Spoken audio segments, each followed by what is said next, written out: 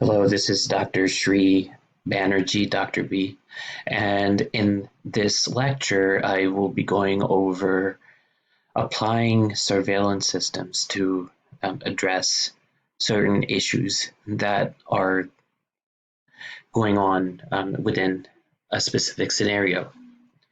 So for starters, let's start off with a case study where Major League Baseball's health and injury is needing to be tracked a little bit better than what it currently is being done. So in this case scenario in 2010, Major League Baseball and the Major League Baseball Players Association agreed to develop an electronic medical record and injury tracking system to improve the accuracy of injury monitoring and address deficiencies noted in management of the MLB players disabled list.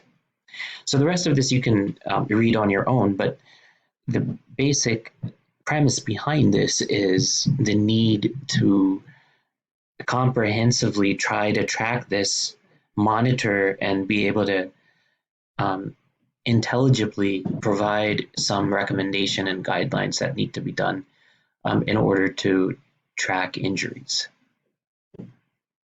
So let's take this further and determine what the objectives should be and go over this carefully. Okay. So the first thing that we indicated was, in more concrete terms, what is the fact that we want to identify and monitor injury trends and rates among Major League Baseball players.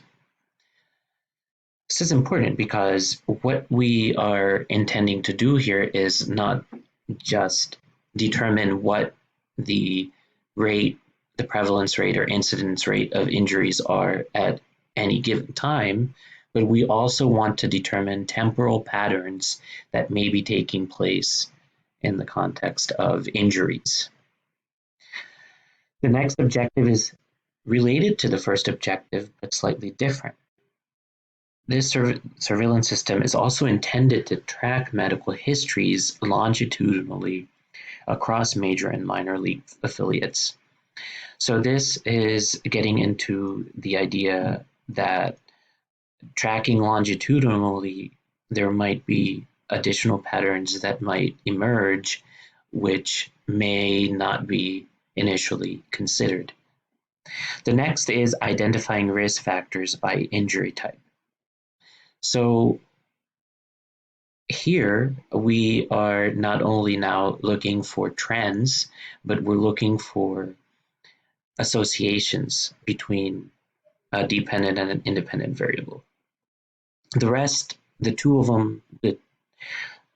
the two objectives are pretty self-explanatory: conducting epidemiological research to optimize player health and safety.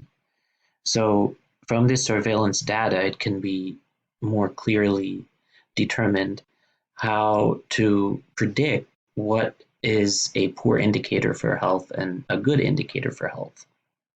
And then finally, monitoring intervention effectiveness is another key element of surveillance systems, because once something has been designed, are there changes in the rates of injuries?